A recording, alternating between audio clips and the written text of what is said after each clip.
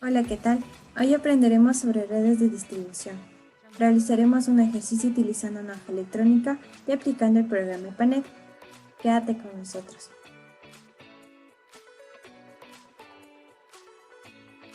¿Qué son las redes de distribución?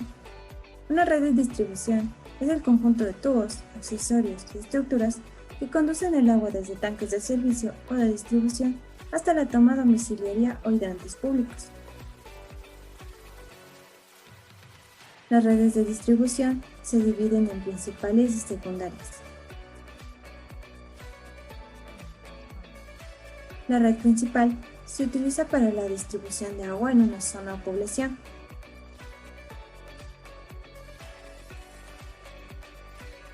Mientras que la red secundaria se utiliza para el abastecimiento interno de viviendas o edificios. A continuación realizaremos un ejercicio acerca de las redes de distribución. Para la red mostrada en la figura, determina los caudales que pasan a través de cada ramal y las pérdidas de carga que se producen en estos, considerando que la tubería es de PVC. Para la resolución del ejercicio, nos trasladaremos a la hoja electrónica. Iniciaremos con los datos del ejercicio. De acuerdo a la gráfica, el número de ramales es 11. También se define el coeficiente de rugosidad, según la tabla de características de la superficie de la tubería. Para esto, nuestra hoja electrónica está programada para elegir entre varios tipos. Para nuestro ejercicio utilizaremos PVC, cuyo coeficiente de rugosidad es 0.009. Para continuar con la resolución del ejercicio, tenemos como un segundo paso realizar cálculos preliminares. El primero de estos cálculos será la asignación de un caudal ficticio a cada uno de los ramales. Para asignar el caudal ficticio a cada uno de estos ramales, debemos tener en cuenta que el caudal total de cada nodo es igual a la suma de los caudales de cada ramal que llegan hacia él. Así, los caudales ficticios asignados son los que se pueden ver en la tabla. Como segundo cálculo preliminar, tenemos la determinación del diámetro en cada uno de los ramales. Para esto, utilizaremos la expresión que se muestra en la tabla. Esta expresión nos permite hallar un diámetro económicamente más rentable a cualquier otro que podamos escoger. Utilizaremos el límite inferior y superior para calcular diámetros con el cual realizaremos un promedio. Finalmente, para fijar el diámetro con el que trabajaremos, utilizaremos valores de diámetro comerciales que se acerquen al diámetro promedio calculado.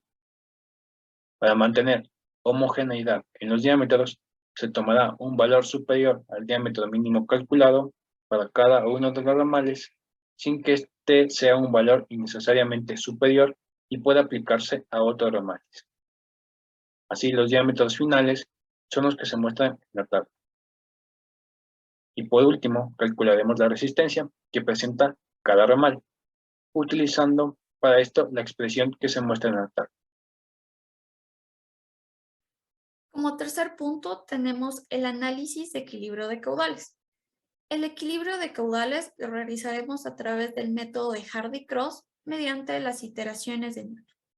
Por lo tanto, para dicho proceso, en primer lugar, debemos dividir a nuestro sistema en circuitos. Debemos recordar que un circuito es el conjunto de elementos que están interconectados entre sí y por el cual se transporta el fluido. Para dividir nuestro sistema en diferentes circuitos, debemos de tomar en cuenta dos consideraciones. La primera es que el circuito debe estar completamente cerrado y la segunda, de que cada elemento, cada ramal, por lo menos debe pertenecer a un circuito. Con lo anteriormente mencionado, hemos definido a nuestro sistema en tres circuitos, 1, 2 y 3, mismos que serán puestos a continuación en nuestra tabla. A continuación, se procede a colocar los ramales que componen a cada uno de los circuitos. En la gráfica podemos visualizar que el circuito 1 está compuesto por los ramales 2, 6, 7 y 8, el circuito 2 compuesto por los ramales 3, 4, 5 y 6, y el circuito 3 está compuesto por los ramales 7, 5, 11, 10 y 9. De la misma forma, procedemos a colocar en nuestra tabla. Por consiguiente, se procede a colocar los cálculos preliminares de la resistencia y de caudal para cada uno de los ramales. En este punto es importante considerar el signo. Este signo viene dado en razón de que si el ramal está en el sentido de las manecidas del reloj, este tomará un signo positivo, como es el caso del ramal 2, del ramal 6, del ramal 3, del ramal 4, del ramal 5, del ramal 7, del ramal 11 para los respectivos circuitos. Y si está en el sentido contrario de las manecidas del reloj, tendrá un signo negativo, como es el caso para el primer circuito del ramal 7 y del ramal 8. A continuación, se procede a realizar las iteraciones de Newton. Para nuestra primera iteración, el primer paso es calcular las pérdidas de carga. Las pérdidas de carga vienen dadas por la multiplicación de la resistencia por el caudal para cada uno de los ramales. Una vez obtenidas estas operaciones, se procede a hacer la sumatoria del total de las pérdidas de carga, obteniendo los valores para los respectivos circuitos. Como paso 2, debemos de calcular HR, que viene dado por la resistencia por el caudal al cuadrado. Se realizan cada una de las operaciones y se procede a hacer la sumatoria total de cada uno de los circuitos. A continuación, se procede al cálculo del diferencial de caudal. Este viene dado por la sumatoria de HR dividido para 2 veces la sumatoria de la pérdida de carga, dándonos como resultado para el circuito 1 0.16, para el circuito 2 un diferencial de caudal de menos 0.05 y para el circuito 3 un diferencial de caudal de 0.14. Además, se debe de considerar un diferencial de caudal más. Este diferencial de caudal viene dado en razón de que hay ramales que se repiten en los diferentes circuitos, como es el caso del ramal 6, que se comparte tanto para el circuito 1 como para el circuito 2. De la misma forma podemos utilizar el ramal 7 y el ramal 5. Entonces, lo que se procede a hacer es, por ejemplo, el ramal 6, como se pudo visualizar en la gráfica, se repetía tanto para el circuito 1 como para el circuito 2.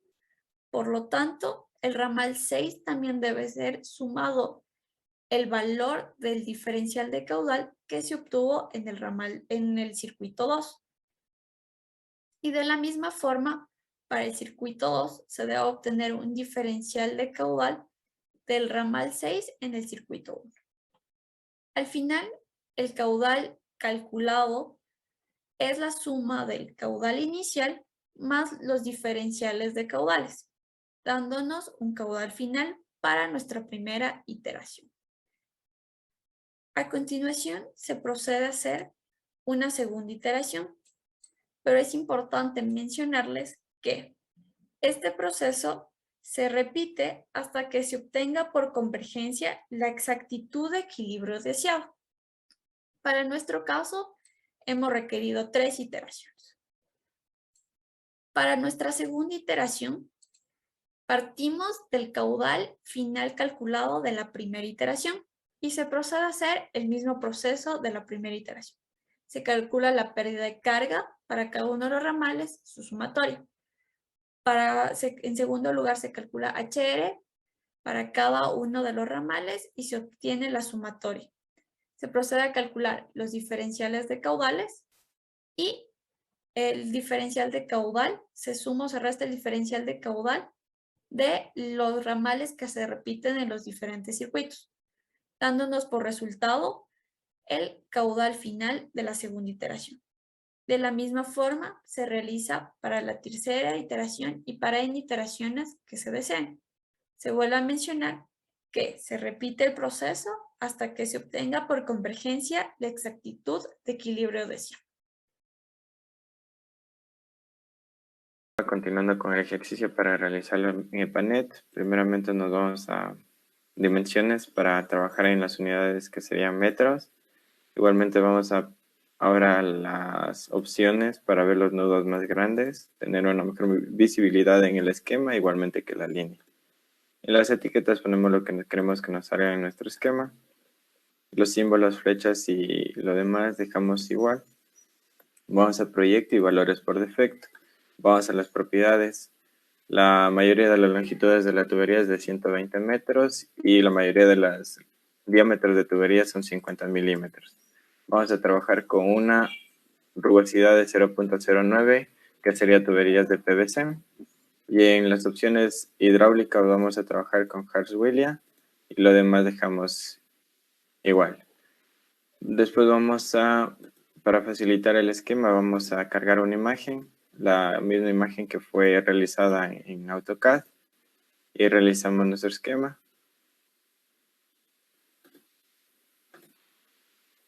Poniendo los nudos de forma ordenada igualmente.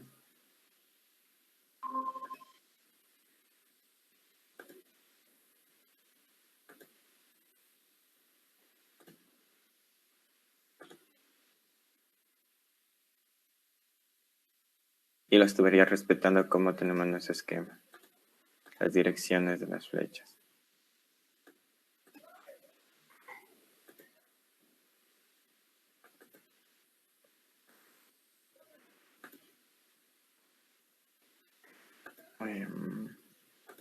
Tubería 7. 8. 9. 10. Y respetando la dirección. Una vez realizado nuestro esquema, procedemos a quitar la imagen para poder trabajar mejor. En este caso el esquema no salió bien. Procedemos, por ejemplo, aquí a mover. Ya. Y ahora vamos a dar las propiedades a nuestros elementos de nuestro esquema. Para la tubería número 1 tenemos una longitud de 100 metros con un diámetro de 125 milímetros. La tubería número 2 tenemos 120 metros con un diámetro de 75 milímetros. La tubería número 3 son 150 metros, un diámetro de 50. Tubería 4 son 80 metros, diámetro de 50 milímetros. La tubería 5 son 150 metros de longitud y un diámetro de 50 milímetros.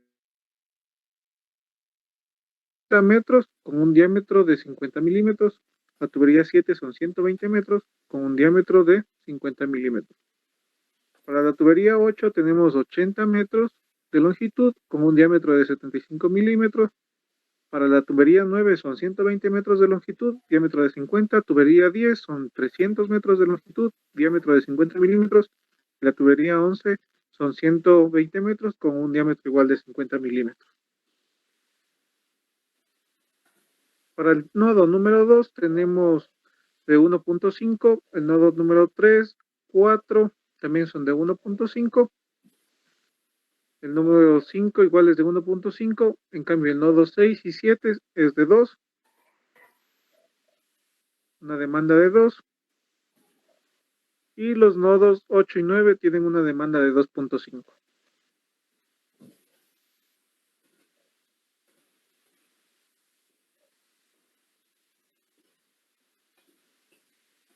Corremos nuestro programa.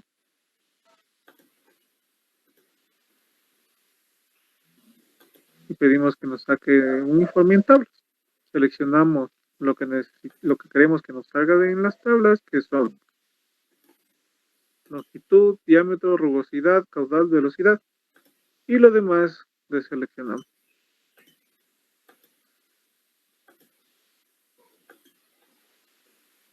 Aquí tenemos nuestra tablita y al final la comparamos.